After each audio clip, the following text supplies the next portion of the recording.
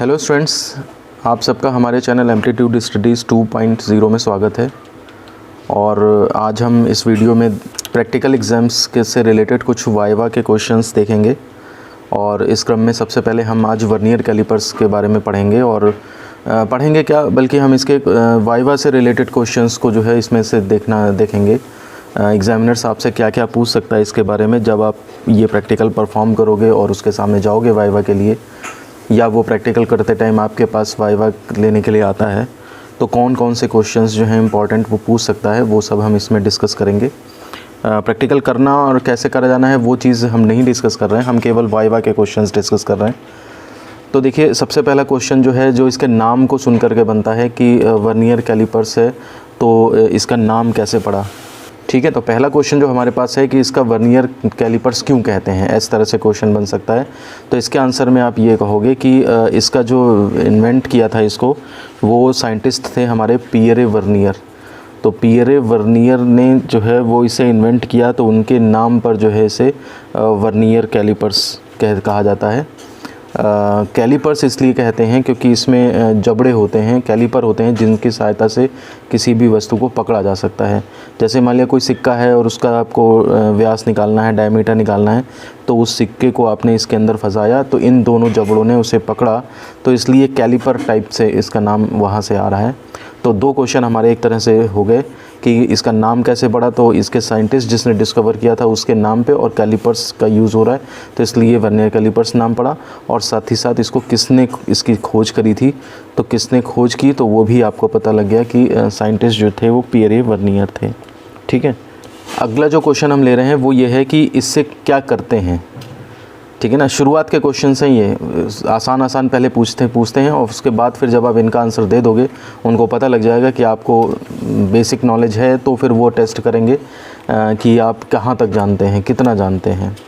तो तीसरा क्वेश्चन जो इसमें पड़ता है वो ये है कि किस लिए यूज़ किया जाता है, तो किस काम के लिए यूज़ करते हैं। तो उसका आंसर आप ऐसे दोगे कि इससे जो है हम किसी भी ऑब्जेक्ट की जो है वो लेंथ मेज़र कर सकते हैं। ठीक है ना, किसी भी वस्तु की लंबाई ज्ञात करने के लिए इसका यूज़ करते हैं। उसके बाद इसके संरचना के बारे में कुछ क्वेश्चंस पूछे जा सकते हैं। हो सकता है वो आपको 2-4 इंस्ट्रूमेंट रख दे आपके सामने और कहे कि इसमें से वर्नियर कैलिपर्स उठाओ। तो वो बच्चे जिन्होंने वर्नियर कैलिपर्स कभी देखा ही नहीं होगा, जो प्रैक्टिकल जिन्होंने नहीं करे होंगे या ध्यान नहीं दिया होगा, वो पहचान भी नहीं पाएंगे। तो थोड़ा सा आइडिया आप ले लीजिए, इस तरह का जो भी एपरेटस दिखे आप उसे बता दें कि हाँ भाई ये वर्नियर कैलिपर्स है। इसमें जो है ये निचले जबड़े होते हैं जिनकी सहायता से वस्तु को बाहर से पकड़ा जाता है। ये ऊपरी जबड़े हैं, इनका यूज़ पूछा जा सकता है। तो ये यूज़ इस काम में आते हैं कि जैसे मान लिया सपोज़ करिए आपके पास कोई बर्तन है, और उस बर्तन में आपको अगर बाहर से डायमीटर नापना है, जैसे मान लिया सपोज़ करिए ये बर्तन है और इसमें आपको बाहर से डायमीटर नापना है, तो ये इस यहाँ पर आप रखोगे। और अगर आपको अंदर से डायमीटर नापना है, आंतरिक व्यास नापना है, तो फिर आप क्या करोगे, इसको पलट करके यहाँ पर इसके ऊपर ऐसे रख दोगे ला करके इस तरह से। तो ये क्या करेगा, फिर अंदर से जो है वो जो अपर जॉज हैं, जो ऊपरी जबड़े हैं, वो किसी वस्तु का, किसी खोखली वस्तु का अंदर से लंबाई या अंदर से उसका व्यास नापने के काम में आते हैं। और तीसरा मेज़रमेंट जो आप ले सकते हैं वो ये पत्ती होती है। जो पत्ती ये इस ऊपर जो ये वर्नियर का स्ट्रक्चर है, वर्नियर स्केल है, इसके जो अटैचमेंट है इसके साथ जुड़ी होती है। जैसे ही आप इसको पीछे खींचोगे पत्ती बाहर निकल आती है। तो इस पत्ती की हेल्प से आप क्या कर सकते हैं, किसी भी बर्तन की गहराई ये इस तरह से मेज़र कर सकते हैं। तो इस तरह से आप इससे 3 काम ले सकते हैं। तो उनके लिए जो है पत्ती दी हुई है, और ऊपरी जबड़े दिए हुए हैं, और निचले जबड़े दिए हुए हैं। तो एक तो इससे क्वेश्चन बन सकता है कि इसके स्ट्रक्चर के बारे में डिस्कशन कर सकते हैं। चौथा जो क्वेश्चन बनता है हमारा वो बनता है कि इसमें कितने स्केल होते हैं। तो देखिए, इसके अंदर एक तो मुख्य पैमाना होता है जिसे मेन स्केल यानी कि MS कहते हैं, और एक इसमें वर्नियर स्केल होता है, जो कि ये विंडो बनी हुई है ना, दिख रही है आपको। इस विंडो में जो है वो आपके ये इस तरह से जो है लगे हुए हैं मार्क्स, ये आपके वर्नियर पैमाना यानी कि वर्नियर स्केल यानी कि शॉर्ट में VS। तो आपके पास कितने स्केल होते हैं, इसके अंदर कितने पैमाने होते हैं, अगर इसके बारे में है क्वेश्चन, तो 2 पैमाने हैं। पहला मेन स्केल और दूसरा इसके अंदर वर्नियर स्केल होता है। इसी क्रम में अगला क्वेश्चन बनता है कि अगर हम मेन स्केल के एक खाने की लंबाई कहें, 1 मेन स्केल डिवीज़न, यानी कि मुख्य पैमाने के एक खाने की लंबाई अगर कहें तो ये मुख्य पैमाना जो है वो वही पैमाना है जो स्केल आप बचपन से यूज़ करते आ रहे हो, जो आपके ज्योमेट्री बॉक्स में रखी होती है। 0 फिर 1 मिलीमीटर करके फिर ये 1 सेंटीमीटर बनता है, इस तरह से करके ये स्केल होती है। आमतौर पे लगभग 12 सेंटीमीटर लंबा ये स्केल होता है। तो अगर कोई कहता है कि एक मुख्य पैमाने के एक खाने की लंबाई बताओ, तो ये 1 mm होती है। लेकिन ज़्यादातर इसे जो है सेंटीमीटर में रिप्रेजेंट किया जाता है, तो इसे आप जो है वो 0.1 सेंटीमीटर इस तरह से बोलोगे। तो आप ये भी बोल सकते हो या ये भी बोल सकते हो। ये मुख्य पैमाने के एक खाने की लंबाई होती है, जो ये वाला स्केल चल रहा है। यही वाला स्केल इस विंडो के अंदर देखिए थोड़ा सा आपको ऊपर नज़र आ रहा है और वही फिर बाहर ये नज़र आ रहा है। वर्नियर स्केल कहाँ है? वर्नियर स्केल ये जो आपकी स्ट्रक्चर दिख रहा है, इस पर जो ये मार्किंग्स हैं, ये वाली मार्किंग्स हैं, ये 10 होती हैं खाने। तो ये 10 खाने जो हैं आपके जो हैं वो कहलाएंगे वर्नियर स्केल। तो दूसरा स्केल जो वर्नियर स्केल होता है, ये क्वेश्चन नेक्स्ट बनता है हमारा 6वां कि वर्नियर स्केल पर कुल खानों की संख्या कितनी होती है। तो वर्नियर स्केल पर कुल खानों की संख्या जो है वो 10 होती है। ये हमेशा ध्यान रखिएगा। इसके बाद आपसे पूछा जा सकता है एक अगला क्वेश्चन कि ये जो पेंच है, इस पेंच का क्या यूज़ है। क्वेश्चन नंबर 7 है कि पेंच का उपयोग बताइए। तो देखिए पेंच का उपयोग जो है वो किसी वस्तु को, जैसे मान लिया सपोज़ करिए सिक्का है, आपने इसको इसके अंदर फंसा लिया। अब इसके बाद मान लिया सपोज़ करिए सिक्के से जब आप इस जबड़े को हटा रहे हो, इस वाइनिंग कैलिपर्स को हटा रहे हो, तो ये स्ट्रक्चर जो है वो थोड़ा सा इधर उधर बढ़ सकता है, क्योंकि सिक्के से बाहर निकलते ही जो है ये थोड़ा सा फ्री हो जाएगा, तो ये इधर उधर चल सकता है। तो इसको चलने से रोकने के लिए यहाँ पे पेंच का इस्तेमाल करते हैं। आप जिस चीज़ को जो है वो यहाँ पे फंसाना चाहते हैं फंसा लीजिए और उसके बाद इस पेंच को टाइट कर दीजिए। उसके बाद अगर आप ये सिक्का निकाल भी लेते हैं तो आपका ये जबड़ा जो है इधर उधर नहीं चलेगा। जब तक आप रीडिंग ना ले लें तब तक ये वहीं पे फिक्स रहेगा। तो ये आपका जो है वो 7वां क्वेश्चन बन जाता है कि पेंच का क्या उपयोग है। तो उसके आंसर में आप ये चीज़ बता देंगे। देखिए 8वां क्वेश्चन बनता है कि मेन स्केल के जो खाने हैं और वर्नियर स्केल के खाने, ये इनमें क्या संबंध है, में क्या संबंध होता है। तो देखिए अभी चूँकि डायग्राम हमने देखा है, इस डायग्राम में भी यहाँ पे डिटेल में नहीं दिखा पा रहे हैं। मान लीजिए सपोज़ करिए हमने ये सिक्का हटा दिया यहाँ से और इस जबड़े को चला करके हमने ये पूरा स्ट्रक्चर जो ये दिख रहा है आपको, इसको चला करके हमने दोनों जबड़े एक साथ मिला दिए। तो जब दोनों जबड़े हम एक साथ मिला देंगे, ये यहाँ से चिपक जाएगा। तो देखिए ये वाला ज़ीरो जो है वो इस ज़ीरो के नीचे आ जाता है। तो अगर हम उस डायग्राम को बनाएं अलग से, तो देखिए वो डायग्राम इस तरह से नज़र आएगा कि आपने क्या किया है कि ये ज़ीरो है आपका मेन स्केल का। उसके बाद आपके 1 2 3 4 5वां खाना थोड़ा सा लंबा होता है, 6 7 8 9 10, ये आपका 1 सेंटीमीटर बना जाके, यानी कि एक खाना 1 मिलीमीटर हुआ, 10 मिलीमीटर पूरे हो गए तो 1 सेंटीमीटर बन गया है। ये मेन स्केल है जो कि आपके नॉर्मल स्केल की तरह है।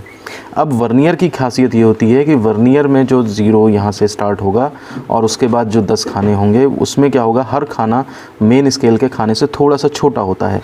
मतलब अगर पहला खाना इतना बड़ा है तो वर्नियर का खाना थोड़ा सा छोटा होगा, फिर अगले बार में तो थोड़ा और कम हो जाएगा, उससे अगली बार में थोड़ा और कम हो जाएगा, और इस तरह से करते करते करते करते जब हम पहुंचेंगे तो उसकी खासियत ये है कि बार बार वो कमी जो होते होते वो 10वीं बार में इतनी बड़ी हो जाती है कि वो पूरे के पूरे 1 मिलीमीटर का गैप आ जाता है उसमें। तो कहने का मतलब है वर्नियर के खाने जो हैं, वो जो टोटल 10 खाने हैं, वो जब कंपेयर करा जाएगा मेन स्केल के खानों से, तो वो मेन स्केल के मात्र 9 खानों के बराबर होते हैं। तो जब आपसे क्वेश्चन पूछा जाए कि मुख्य पैमाने के जो खाने होते हैं और वर्नियर पैमाने के खानों में क्या संबंध है, तो वर्नियर पैमाने के 10 खाने की लंबाई, आप ऐसे बताएंगे वर्नियर स्केल के जो 10 खाने हैं उनकी लंबाई मेन स्केल के 9 खानों, मुख्य पैमाने के 9 खानों की लंबाई के बराबर है। यानी कि मुख्य पैमाने के 9 खाने की लंबाई क्या हो गई, एक खाना जब आपको मालूम है 1 mm का है, तो 9 खानों की लंबाई 9 mm हो गई। तो 10 खान वर्नियर स्केल के जो 10 खाने हैं उनके लंबाई मेन स्केल के 9 खानों की लंबाई के बराबर होती है। ये सिद्धांत है, यही इसका मेन कंसेप्ट है। और यही जो गैप होता है, यही जो गैप है एक खाने और इस एक खाने के बीच में जो छोटा सा गैप है, यही इस इंस्ट्रूमेंट की अल्पतमांक कहलाता है। हालांकि अल्पतमांक पूछा जाएगा तो आप ये नहीं बताओगे इस तरह से, दूसरा तरीका है, दूसरा फॉर्मूला है, उसके बेस पे बताओगे, लेकिन फिर भी बता देते हैं कि ये पूछ सकता है कि इसके एक खाने की लंबाई और इसके वर्नियर स्केल के एक खाने की लंबाई में के अंतर को क्या कहते हैं। तो इसका जो अंतर है वही इंस्ट्रूमेंट की अल्पतमांक कहलाता है। ठीक है ना। मुख्य पैमाने का एक खाना ये हुआ, जैसे इसको और थोड़ा सा बड़ा करके बना देता हूँ, ये 0 है, ये पहला खाना है, ये मेन स्केल का हो गया। वर्नियर स्केल का पहला ये तो 0 हो गया, ठीक है, पहला खाना थोड़ा सा छोटा है, ये वर्नियर स्केल का पहला खाना हो गया। तो इसके एक खाने की लंबाई और इसके खाने की लंबाई के बीच का जो डिफरेंस है, यानी कि ये जो डिफरेंस है, यही इस वर्नियर कैलिपर्स की अल्पतमांक के बराबर होता है। यानी कि कम से कम कितना आप नाप सकते हो, तो इतना जो है वो एक्यूरेट नाप सकते हो। इससे भी छोटी अगर लंबाई होगी तो फिर ये इंस्ट्रूमेंट फेल होने लगेगा, फिर ये सही नाप नहीं दे पाएगा। देखिए 9th क्वेश्चन जो है वो आता है कि अल्पतमांक से क्या समझते हैं आप। तो अल्पतमांक यानी कि लीस्ट काउंट, नाम से ही पता लग रहा है कि कम से कम आप कितना नाप सकते हो। ठीक है ना। तो अल्पतमांक जो होती है किसी भी इंस्ट्रूमेंट की, वो होती है वो मिनिमम से मिनिमम लेंथ या मिनिमम मेज़रमेंट जो वो इंस्ट्रूमेंट नाप सकता है। अब अगर वर्नियर कैलिपर्स की बात करें तो वर्नियर कैलिपर्स कम से कम कितनी लंबाई नाप सकता है, ये लंबाई नापता है, तो कितनी लंबाई कम से कम नाप सकता है, वो इसकी लीस्ट काउंट कहलाएगी, वो इसका अल्पतमांक कहलाएगा। ये तो अल्पतमांक की परिभाषा हो गई। 10वां जो है वो आता है कि वर्नियर कैलिपर्स की अल्पतमांक होती कितनी है।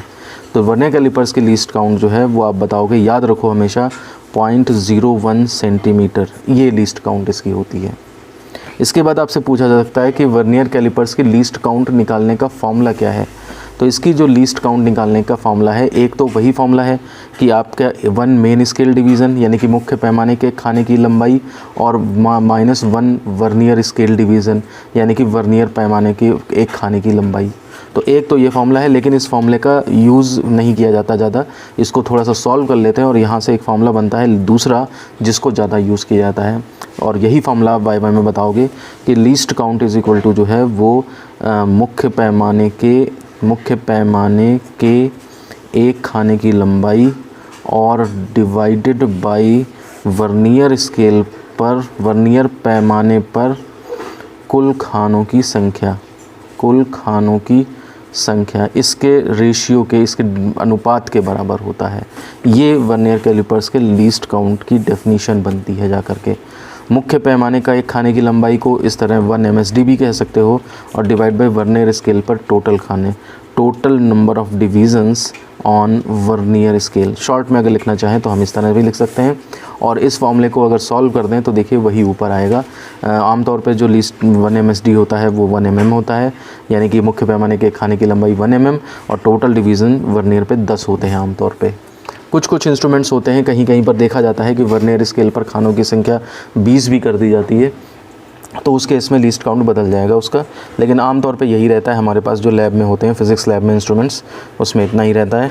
तो यहाँ पर आप इसको देखिए, ये कितना हो जाएगा 0.1 mm आया, और इसको अगर सेंटीमीटर में कर दें तो 10 से और डिवाइड हो जाएगा, तो 0.01 सेंटीमीटर। वही लीस्ट काउंट देखिए आई जो हमने ऊपर याद करी है। तो आपको ये डायरेक्ट भी याद होनी चाहिए, आपको इसके निकालने का पहला मेथड भी मालूम होना चाहिए, आपको इसके निकालने का फॉर्मूला भी पता होना चाहिए, और फॉर्मूले से कैसे आ रहा है ये भी आप ध्यान दीजिए। तो लीस्ट काउंट के बारे में ज़रूर क्वेश्चन होता है, इसको आप ज़्यादा ध्यान रखिए। मैं पहले भी बता चुका हूँ आपको पिछली वीडियोस में कि इस क्वेश्चंस का स्टैंडर्ड जो है वो स्टार्टिंग में थोड़ा सा लो लेवल का होता है, लेकिन जैसे जैसे आप बताते जाएंगे क्वेश्चंस तो फिर वो आपके नॉलेज को टेस्ट करने लगता है कि आपका नॉलेज कितना गहरा है, कितनी डेप्थ में आप उसके बारे में जानते हैं। तो फिर वो भले ही वो आपको 4-5 क्वेश्चन के बाद इतना टफ पूछ ले कि आप अटक जाओ, लेकिन इसका ये मतलब नहीं है कि आप सोचो कि मैं 5वां क्वेश्चन नहीं बता पाया।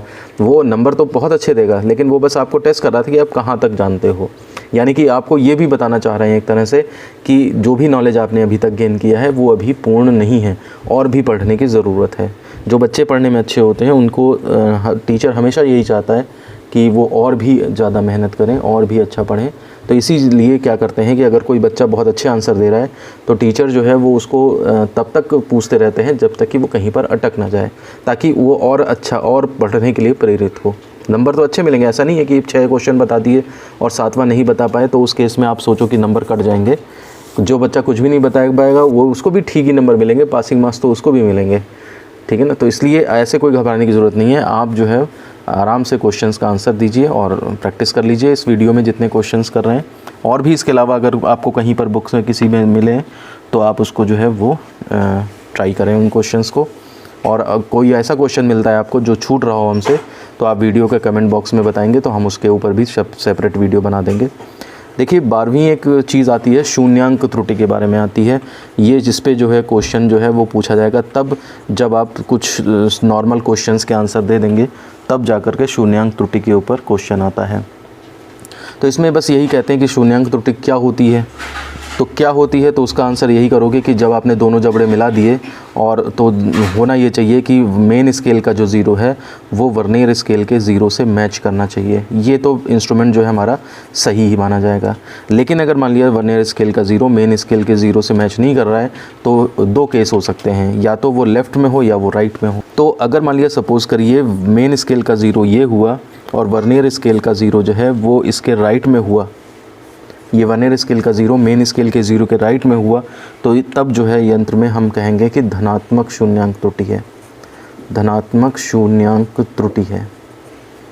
और अगर मान लिया सपोज़ करिए आपका जो मेन स्केल का ज़ीरो है और वर्नियर स्केल का ज़ीरो मेन स्केल के ज़ीरो से थोड़ा सा लेफ़्ट में आ जाता है और फिर उसके बाद डिवीज़न से आगे चल के, तो इस केस में जो त्रुटि होती है उसे कहते हैं हम ऋणात्मक शून्यांक त्रुटि। ध्यान दीजिए इन नामों को, और कब होती हैं कैसे होती हैं यही मेन चीज़ है। आप चाहे याद कर लीजिए, दाहिनी ओर हो तो धनात्मक और बाईं ओर हो तो ऋणात्मक होती है। इसको पॉजिटिव ज़ीरो एरर कहते हैं और इसको नेगेटिव ज़ीरो एरर कहते हैं। तो एक क्वेश्चन ये भी बन सकता है कि ये होती क्यों है इस तरह की। तो एक्चुअली ऐसा होता है कि जब हमारे ये दोनों जबड़े होते हैं, देखिए यहाँ पे ये दोनों जबड़े होते हैं, समय बीतने के साथ साथ बार बार इनके ऊपर चीज़ें फंसाई जा रही हैं, निकाली जा रही हैं, तो घिसते हैं ये थोड़ा सा, और घिसने की वजह से होता है कि जब हम इनको मिलाएंगे तो ये जो ज़ीरो है वो कुछ ज़्यादा ही आगे खिसक जाता है और ऋणात्मक शून्यांक त्रुटि हो जाती है। कभी कभी कुछ ऐसा तो है, कोई आपने चीज़ इसमें लगाई जैसे मोमबत्ती या कुछ इस तरह की लगाई जिससे कुछ मटेरियल निकल के इनके ऊपर चिपक जाए, और चिपकने की वजह से क्या होगा, जब आप इनको मिलाओगे साथ में तो ये पूरा उतना अंदर तक नहीं आ पाएगा, तो वो ज़ीरो जो है इस ज़ीरो से थोड़ा सा दाहिनी ओर ही रह जाएगा, तो धनात्मक शून्यांक त्रुटि हो जाएगी। तो इस वजह से होता है। वो कारण भी पूछ सकता है आपसे, तो कारण भी बता दीजिएगा, और शून्यांक त्रुटि कौन सी कब होती कैसे होती है वो भी आप इसमें बता सकते हैं। बाकी इनको कैसे कैलकुलेट करते हैं ये आपने प्रैक्टिकल में देखा होगा, और अगर आपको वो भी चाहिए तो फिर आप बता दीजिएगा, मैं नेक्स्ट वीडियो में उसे भी कवर कर दूंगा, क्योंकि अगर मैं सारी चीज़ें इसमें कवर करूंगा तो फिर ये वीडियो बहुत लंबा बन जाएगा। इसके बाद देखिए क्वेश्चन आता है कि जब लेंथ मेज़र करते हैं वर्नियर कैलिपर से तो कौन सा सूत्र का प्रयोग करते हैं। तो कौन से सूत्र का प्रयोग करते हैं इसके लिए देखिए प्रेक्षित मान जो इसका निकलता है वो इज़ इक्वल टू निकलता है मुख्य पैमाने का पाठ्यांक। फॉर्मूला ये ध्यान रखिएगा, ये आपने जब प्रैक्टिकल लिखोगे तो उसमें लिखा भी होगा, तो उसमें मुख्य पैमाने का पाठ्यांक plus n into least count. अब n क्या होता है इसके अंदर, n वो खाना होता है वर्नियर पैमाने का, वर्नियर स्केल का वह खाना जो मुख्य पैमाने के किसी खाने से मैच करता है, मुख्य पैमाने के किसी खाने से मैच करता है। देखिए अगर प्रैक्टिकल किया है आपने तो इस बात को आप समझ जाओगे, और अगर नहीं किया है तो फिर थोड़ा सा मुश्किल आएगी, तो फिर आप केवल ये फॉर्मूला याद कर लीजिए, क्योंकि हम प्रैक्टिकल समझाने के लिए नहीं है, यहाँ पे आपको केवल वाइवा के लिए तैयारी करा रहे हैं। तो प्रेक्षित मान इक्वल टू मुख्य पैमाने का पाठ्यांक प्लस, वैसे तो ये वर्नियर पैमाने का पाठ्यांक कहा जाता है लेकिन इसकी value n into least count होती है, इससे निकल सकती है। उसके बाद प्रेक्षित मान जब निकल आए तो अब ज़ीरो एरर भी है मान लिया सपोज इंस्ट्रूमेंट में, तो शुद्ध मान कैसे निकलता है, करेक्टेड वैल्यू कैसे निकलती है, तो ये निकलती है प्रेक्षित मान और माइनस शून्यांक त्रुटि जो भी आई है वो शून्यांक त्रुटि, और वो भी चिन्ह सहित। तो ये जो है वो आपको ये फॉर्मूले से आप करेक्टेड वैल्यू जो है वो निकाल सकते हैं। उसके बाद क्वेश्चन एक बन सकता है कि आप 3 वैल्यू क्यों निकालते हैं। जब एक्सपेरिमेंट करते हैं तो 3 या 4 वैल्यूज़ निकालने के लिए कहा जाता है, तो वो क्यों निकालते हैं, तो उसका आंसर आप देंगे कि इससे जो है वो त्रुटि की संभावना कम हो जाती है। ये आपने त्रुटि वाले चैप्टर में पढ़ा होगा कि ज़्यादा ऑब्जर्वेशंस लेने से हो सकता है कि एक बार में गलत हो जाए, तो 2 या 3 बार में गलत नहीं होगा, तो इससे फिर एवरेज वैल्यू जब लेंगे तो उससे जो है वैल्यू थोड़ा सा एक्यूरेट, थोड़ा सा शुद्ध निकलती है। इसके बाद आपसे जो है वो इस प्रैक्टिकल की सावधानियाँ पूछी जा सकती हैं। सावधानियाँ आपने अपनी कॉपी में लिखी हैं, बुक्स में भी दी रहती हैं। इनको आप 2-3 सावधानियाँ भी तैयार कर लें और इस तरह से आपके जो हैं वो वाइवा के जो रिलेटेड क्वेश्चन हैं वर्नियर कैलिपर से वो आपके जो हैं वो कंप्लीट हो जाते हैं। तो स्टूडेंट्स, आपको वीडियो कैसा लगा? अगर इससे कुछ फ़ायदा मिला है तो आप कमेंट करके ज़रूर बताइएगा हमें, और साथ ही साथ कुछ क्वेश्चंस अगर छूट गए हों इसके अंदर तो वो भी हमें बताइएगा, ताकि अगर मुझे लगता है तो मैं वहीं कमेंट में आंसर कर दूंगा आपको, और अगर लगता है कि सेपरेट वीडियो बनाना चाहिए तो सेपरेट वीडियो भी बना दूंगा। और अगर आपको वर्नियर कैलिपर्स के साथ साथ पेंच मापी पर भी, अगर स्क्रू गेज जिसे कहते हैं, उस पर भी अगर आपको इस तरह से वाइवा के क्वेश्चंस चाहिए तो वो भी आप बता दें। और एक पेंडुलम का क्वेश्चन होता है, पेंडुलम का प्रैक्टिकल होता है, उससे रिलेटेड अगर आपको इन्फॉर्मेशन चाहिए तो वो कमेंट में बताते रहिए, ताकि हमें पता लगता रहे कि आपको जो है वो किन किन प्रैक्टिकल्स में वाइवा के क्वेश्चंस की ज़रूरत है।